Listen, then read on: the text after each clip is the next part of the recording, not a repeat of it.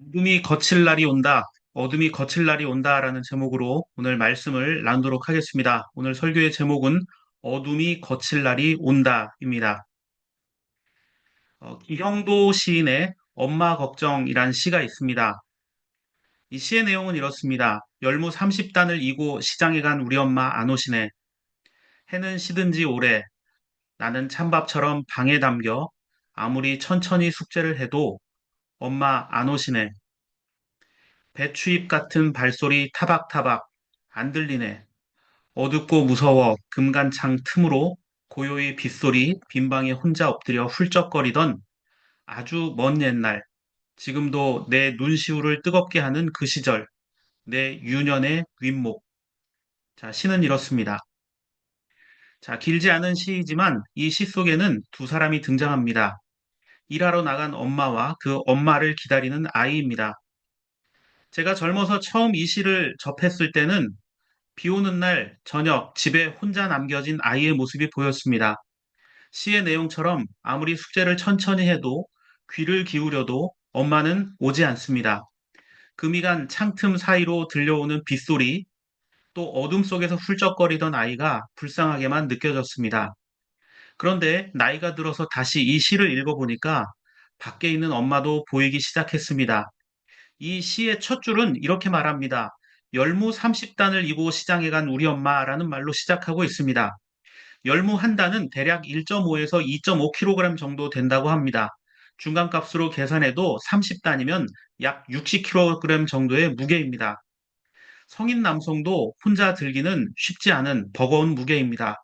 그 무게를 여인의 몸으로 머리에 이고 비 오는 날 시장으로 향했다는 사실만으로도 얼마나 힘들었을까. 이 시의 첫 줄은 우리에게 그 고단한 엄마의 삶을 잘 설명해주고 있습니다. 비가 오면 장터에 사람이 줄어듭니다. 집에 혼자 있을 아이가 떠오르지만 팔지 못한 열무를 그대로 두고 돌아올 수도 없었을 겁니다. 그래서 엄마는 더 늦어지고 아이는 더 오래 기다리게 됩니다. 이 시는 아이의 외로움만이 아니라 삶의 무게를 견디고 있는 한 여인을 품고 있기도 합니다. 시인은 어른이 되어 그 시절을 떠올리며 이렇게 말합니다. 지금도 내 눈시울을 뜨겁게 하는 그 시절, 내 유년의 윗목이라고 말합니다. 자, 윗목은 아랫목과 비교되는 차가운 자리입니다. 그러나 그 차가운 자리가 사실은 어머니의 수고와 희생으로 데워진 자리였음을 깨닫게 됩니다. 아이는 그 정도로 어느새 아이가 자라서 어른이 되었고 어른의 고단함을 이해할 정도로 성장했습니다. 아마 열무를 팔던 어머니는 이 세상을 이미 떠났거나 혹은 이제는 열무 한 단조차도 쉽게 들기 어려운 노년의 삶을 살고 있을지도 모릅니다. 아이는 어른이 되었고 어머니는 이제 노인이 되었습니다. 그렇게 사람들은 변해갑니다. 성숙해지기도 하지만 여전히 철없는 삶을 사는 자들도 있습니다. 그러나 성경은 변함없으신 예수 그리스도를 우리에게 말합니다. 히브리서 13장 8절 말씀을 보십시오. 예수 그리스도께서는 어제나 오늘이나 영원히 한결같은 분이십니다. 라고 말합니다. 아이는 엄마를 기다리며 울었습니다. 그러나 그 아이는 나중에 알게 되죠. 자신이 울고 있던 그 시간에 엄마는 이미 자신을 위해 무거운 짐을 지고 있었다는 것을 말입니다. 우리는 나중에 깨닫는 게 참 많습니다. 그때 알았으면 좋았던 것들을 나중에 시간이 지나서 후회하며 알 때가 참 많습니다. 그래서 사람들의 깨달음은 늦고 사람들의 사랑은 불완전합니다. 그러나 예수 그리스도는 우리가 알기 전부터 우리를 사랑하셨고 지금도 그리고 영원히 변함없는 사랑으로 함께 하신다고 성경은 말하고 있습니다. 변함없이 우리를 사랑하시는 주님은 요한복음 15장 12절 14절에서 이렇게 말씀하셨습니다. 내 계명은 이것이다. 내가 너희를 사랑한 것과 같이 너희도 서로 사랑하여라. 자, 너희도 서로 사랑해라. 이렇게 말했습니다. 사람이 자기 친구를 위하여 자기 목숨을 내놓는 것보다 더 큰 사랑은 없다. 내가 너희에게 명한 것을 너희가 행하면 너희는 나의 친구다. 자, 내가 했던 그 사랑을 지키면 너희들을 나의 친구라고 부를 것이다. 라고 말씀하셨습니다. 친구로 번역된 헬라어 필로스라는 단어는 사랑하는 사람이란 뜻입니다. 사랑하는 사람. 친구. 사랑하는 사람이 맞죠. 나의 아픔과 불행으로 타인, 나의 아픔과 불행을 다른 사람들을 비추어 보는 어떤 창문으로 활용할 수 있고 또 누군가를 품어줄 수 있으면 그게 친구 아니겠습니까? 친구는 가장 중요한 특징이 공감해주고 수용해주는 것입니다. 자, 교회야말로 누구보다 이런 그리스도의 사랑으로 충만한 곳이 되어야 합니다. 그런데 어찌된 영문인지 오늘 두 번째 본문 고린도전서 1장 10절부터 18절 말씀에 등장하는 고린도 교회는 분열이 되어 있었습니다. 교회 안에 분란과 다툼이 있었다고 말합니다. 그 분열의 원인은 너무나 어처구니 없는 주장들 때문이었습니다. 누구에게 세례를 받았는가 하는 논쟁 때문에 교회의 파벌이 나뉘어 있었다라는 겁니다. 이런 경우를 사분오열이라고 하죠. 자신들의 기호에 따라 편을 갈라 싸웠는데 그게 정치가 아니라 교회였다는 겁니다. 사람들이 어떻게 편을 나눠 싸웠냐면 나는 바울에게 세례를 받았다. 나는 아볼로에게 세례를 받았다. 나는 게바, 즉 베드로에게 세례를 받았다. 나는 예수의 이름으로 세례를 받았다. 라고 하면서 누구에게 세례를 받았는가를 가지고 고린도 교회 사람들은 분란을 일으키고 있었다라는 겁니다. 여러분 생각해 보십시오. 같은 교회에 있는 사람들이 어느 목사님에게 세례를 받았냐, 어느 이름으로 세례를 받았냐, 이걸 가지고 다툰다고 하면 과연 그 교회가 온전한 주님의 교회가 될 수 있겠습니까? 자, 이런 다툼이 있었던 이유는 무엇일까요? 그들이 신앙보다는 자신들이 누구에게 세례를 받았는지 하나님보다 사람을 더 중요하게 여겼기 때문이라는 것입니다. 그들의 신앙이 여전히 성숙하지 못했다는 증거이기도 합니다. 자, 고린도는 그리스도의 한 도시입니다. 고대부터 해상 무역과 교통의 중심지였습니다. 자연스럽게 이곳에서는 그리스 철학도 발달하게 되었습니다. 자, 그리스 철학에 있어서 가장 중요한 특징 중에 하나는 누가 나의 스승인지, 내가 누구의 제자인지를 밝히는 게 가장 중요했다고 합니다. 그게 자랑거리였고, 자랑한 그것으로 자신의 우수함을 증명하려 했기 때문입니다. 그래서 고린도 교회에 있었던 그 사람들도 바울에 의해서 예수님을 알게 되었긴 하지만 그들이 세례를 받았다고 하지만 같은 신앙을 가지고 있다 해도 그들은 마음 가운데 나는 바울 목사님에게 세례를 받았어.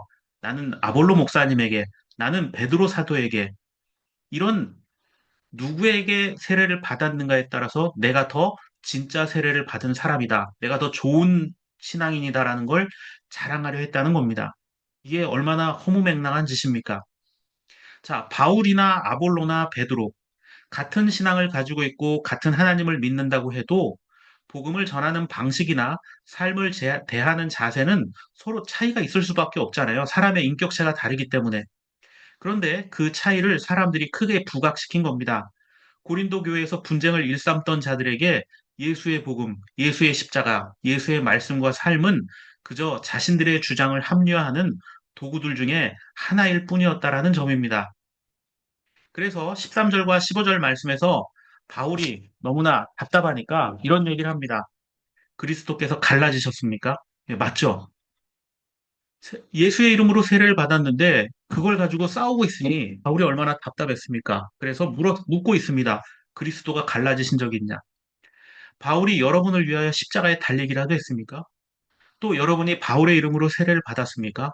그러므로 아무도 나의 이름으로 세례를 받았다고 말하지 못할 것입니다. 바울은 뭐라고 얘기합니까? 나 바울이나 아볼로나 베드로는 모두 하나님의 도구일 뿐이다. 우리는 예수의 이름으로 모인 자들이다. 그래서 우리는 이렇게 분열되어서는 안 된다라고 말하고 있는 겁니다. 바울은 아주 간단하게 얘기하죠. 교회의 머리는 그리스도 한 분밖에 없다라는 겁니다. 여기에 다른 사상과 생각들을 절대 넣어서는 안 된다라는 점입니다. 17절과 18절 말씀 보면 또 이렇게 되어 있습니다.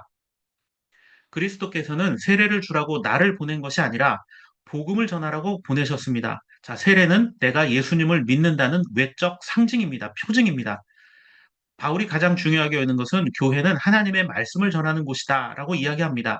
복음을 전하되 말의 지혜로 하게 하지 않았습니다. 그것은 그리스도의 십자가가 헛되이 되지 않게 하려는 것입니다. 십자가의 말씀이 멸망하는 자들에게는 어리석은 것이지만 구원을 받은 사람인 우리에게는 하나님의 능력입니다. 자, 17절 말씀을 조금 오해해서 읽으면 세례는 별로 중요한 게 아닌가라고 생각할 수도 있습니다. 그런 의미가 아니란 건 여러분 잘 아실 겁니다. 바울이 말한 것은 세례를 줄 때 선행되어야 할 예수 그리스도를 믿는 그 믿음, 말씀을 강조하기 위함입니다. 고린도 교회 사람들은 누구의 이름으로 세례를 받았는가 이걸 중요하게 여겼지만 바울은 그것을 중요하게 여기기 이전에 어떤 사람이 나에게 세례를 주었는가라고 여기면서 싸웠던 그 고린도 사람들의 문제점을 지적한 겁니다. 마태복음 4장에는 마귀가 예수님을 시험할 때 돌을 떡으로 바꾸어 보라 이렇게 유혹합니다. 그때 예수님이 뭐라고 하셨죠? 사람은 떡으로만 살 것이 아니다 라고 말씀하셨습니다. 떡도 중요하지만 말씀도 중요하다라는 것을 이야기하고 있는 겁니다. 어쩌면 사람들이 살아가는 데 있어서 떡보다 더 중요한 것이 하나님의 말씀이다라는 것을 가르쳐 주었습니다. 마귀가 예수님에게 던졌던 그 떡, 그것이 고린도 교인들에게는 바로 누구에게 세례를 받았느냐라는 문제였다는 겁니다. 이 대목에 대해서 종교개혁자였던 칼빈은 이 부분을 이렇게 해석을 합니다. 왜냐하면 믿는 사람들의 모든 지혜는 그리스도의 십자가로 집중되어야 하기 때문이다. 그리고 그리스도의 십자가보다 세상에서 더 비천한 것이 있을까? 그러므로 하나님의 일에 있어서 참으로 지혜로워지고 싶어 하는 사람은 필연적으로 십자가의 겸손 앞에 무릎을 꿇어야 한다. 자, 예수 믿는 사람들은 내가 누구의 세례를 받았냐? 우리가 어떤 교회를 다니냐? 우리 교회는 어떤 좋은 장점들이 있고, 우리 교회는 어떤 훌륭한 사람들이 있느냐? 이게 아니라는 거죠. 우리는 다 똑같은 하나님의 자녀이고 예수 그리스도의 십자가는 우리를 위해 낮아지신 그 겸손의 상징이고 우리는 그 십자가 앞에 또한 무릎을 꿇어야 한다는 것을 설명하고 있습니다. 두 번째 본문 고린도전서 17장 말씀을 다시 보시면 18절 말씀을 보시면 이렇게 되어 있습니다. 십자가의 말씀이 멸망하는 자들에게는 어리석은 것이다. 이렇게 말합니다. 십자가의 말씀이 멸망하는 자들에게는 어리석은 것이다. 이것은 세상적으로 보았을 때 예수 믿는 자들, 교회 다니는 사람들 아무 매력 없다는 겁니다. 예수님의 삶을 보십시오. 어떻습니까? 언제나 바닥 같은 인생을 사는 이들과 어울렸고 권력을 가진 자들에겐 늘 눈에 가시 같은 존재였습니다. 예수님을 믿는다고 말하지만 예수님처럼 살다가는 출세는 고사하고 굶어 죽기 딱 좋을 거다라는 생각이 들 수도 있습니다. 그러면 내 마음대로 취할 것은 취하고 버릴 것은 버리는 것이죠. 그건 신앙이 아니라고 성경은 말합니다. 우리가 믿고 따르는 주님은 어떤 분인가를 다시 한번 확인하시기 바랍니다. 그래야 우리는 명확한 신앙의 길에 들어설 수 있기 때문입니다. 오늘 첫 번째 본문 이사야 9장 1절과 2절 말씀을 보십시오. 어둠 속에서 고통받던 백성에게 어둠이 거칠 날이 온다. 옛적에는 주님께서 스불론 땅과 납달리 땅으로 멸시를 받게 버려 두셨으나 그 뒤로는 주님께서 서쪽 지중해로부터 요단강 동쪽 지역에 이르기까지 그리고 이방 사람이 살고 있는 갈릴리 지역까지 이 모든 지역을 영화롭게 하실 것이다 라고 말하고 있습니다. 자, 1절과 2절 말씀, 또 2절 말씀을 보시면 어둠 속에서 헤매던 백성이 큰 빛을 보았다. 이렇게 말합니다. 죽음의 그림자가 드리운 땅에 사는 사람들에게 빛이 비쳤다라고 말합니다. 자, 1절과 2절은 모두 어둠이란 말로 시작됩니다. 그런데 그 1절과 2절의 어둠은 한글 번역은 똑같이 어둠이지만 원어 성경은 조금 차이가 있습니다. 1절에 등장하는 어둠은 막막하거나 우울하다는 뜻의 우프라는 단어가 쓰였고 2절의 어둠이란 단어는 불행, 파멸, 슬픔, 불분명하다라는 뜻의 호셰크라는 단어가 사용되었다고 합니다. 우리 인생이 그렇습니다. 막막하고 우울한 일도 있고 삶이 다 망가져 버린 듯 괴롭고 고통스러운 시간도 있습니다. 이런 삶의 어두운 부분은 아무리 돈이 많고 권력이 있다 해도 해결되지 않습니다. 문제 하나가 끝나면 또 다른 문제가 기다릴 뿐입니다. 우리 개인뿐만 아니라 나라도 막막해지고 불행해질 수 있습니다. 1절에 스불론과 납달리 땅 이렇게 되어 있죠. 이 스불론과 납달리는 고대 북방에 있었던 아시리아 제국에 의해서 이스라엘이 멸망할 때 그 전쟁 지역이었습니다. 또 1절 중간에 보면 서쪽 지중해로부터 이렇게 되어 있죠. 예, 고대 아시리아 제국의 침략 경로입니다. 전쟁을 위해서 군대가 이동하던 길, 그곳은 살육이 벌어지고 파괴가 일삼아지던 곳입니다. 그런데 그 살육과 파괴의 현장에서 하나님의 영광이 나타날 것이다. 그런데 여러분 1절 이 끝부분을 자세히 보시면 이렇게 되어 있어요. 그리고 이방 사람이 살고 있는 갈릴리 지역까지 이렇게 되어 있습니다. 이 모든 지역을 하나님께서 영화스럽게, 영광스럽게 그들을 통해 영광을 받으실 것이다 라고 말씀하고 있습니다. 자, 갈릴리가 포함되어 있습니다. 여러분, 갈릴리는 어떤 곳이죠? 예수님이 사역하셨던 곳이고 예수님 당시에 예루살렘에서는 상대적으로 소외받고 버려져 있던 곳이었습니다. 때로는 우리의 마음이 스불론이나 납달리 땅처럼 될 수 있습니다. 전쟁의 화마가 휩쓸고 간 것처럼 고통과 괴로움이 반복되고 슬픔이 가득할 수 있습니다. 또 이방 사람이라 취급받던 갈릴리처럼 조롱당하고 멸시당할 수도 있습니다. 남들이 나를 알아주지 않는 것 같은 그 소외감에 괴로워할 수도 있습니다. 왜 나에게만 이런 불행이 닥치고 있는가? 하나님 살아계시긴 합니까? 하고 고통을 호소할 수도 있습니다. 그런데 이사야는 그 절망의 한가운데에서 여전히 하나님은 우리의 희망이다 라고 말하고 있습니다. 어둠이 거칠 것이다 라고 말하고 있습니다. 그 어둠이 거치는 것은 유능한 왕이 아니라 바로 이 땅에 아기의 모습으로 오신 예수 그리스도라고 말하고 있습니다. 그런 점에서 오늘 세 번째 본문 마태복음 4장 12절부터 13절 말씀은 의미심장합니다. 예수께서 세례자 요한이 잡혔다는 말을 들으시고 어디로 갔다고 나옵니까? 갈릴리로 가셨다라고 되어 있습니다. 갈릴리는 이사야가 말했던 이방인의 땅, 소외받고 멸시받고 조롱받던 곳이었습니다. 예수님 시대에도 여전히 그러한 곳이었습니다. 그리고 예수님은 나사렛을 떠나 스불론과 납달리 지역 바닷가에 있는 가브나움으로 가셨다. 옛 아시리아 제국이 침략했던 그 경로, 멸망과 살육과 파괴가 있었던 그곳에 가셔서 무엇을 하셨습니까? 멸시와 조롱받던 이들에게 세례자 요한이 유일한 희망이었는데 그 사람이 헤롯 왕에게 잡혔습니다. 희망이 사라진 것 같죠? 그런데 그 절망의 상황 속에 예수님이 갈릴리에 나타나셨습니다. 예수님이 왜 갈릴리에 가셨을까요? 오래된 약속, 이사야 선지자가 했던 그 약속의 땅에 다시 나타나신 것은 하나님의 약속을 지키기 위해서였고 하나님이 우리에게 소망을 주시는 분이다라는 것을 선언하기 위해서였습니다. 이사야가 예언했던 스불론과 납달리 지역 또 가버나움으로 가신 이유도 마찬가지입니다. 주님은 저 멀리 하늘에 계신 분이 아니라 우리의 고통과 아픔의 현장에 지금도 여전히 함께 하시는 분임을 알려주고 있습니다. 주님은 우리를 절대 포기하지 않으신다는 것을 말씀하고 있는 겁니다. 그분은 세상의 조롱을 외면하거나 멸시하지 않습니다. 그런 절망의 상황들 속에서도 주님은 하나님 나라를 선포하셨고 제자들을 부르셨습니다. 베드로와 안드레 그리고 세베대 아들 야고보와 요한은 그물과 배와 자기들의 소중한 사람들을 놓아두고 예수를 따라갔습니다. 예수님으로 인해 희망을 보았기 때문이고 예수 그리스도에게 자신들의 인생을 맡겨도 될 만한 가치가 있다고 여겼기 때문입니다. 23절 말씀을 다시 한번 보십시오. 예수께서 온 갈릴리를 두루 다니시며 그들의 회당에서 가르치며 하느님 나라의 복음을 선포하며 백성 가운데서 모든 질병과 아픔을 고쳐주셨다.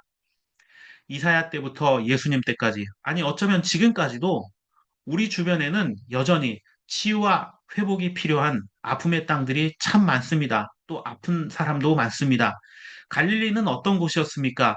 예루살렘이 따뜻한 아랫목이었다면 갈릴리는 냉대와 차별이 가득한 서러운 운목과 같은 곳이었습니다. 갈릴리 사람이란 말 자체가 멸시와 조롱의 상징이었기 때문입니다.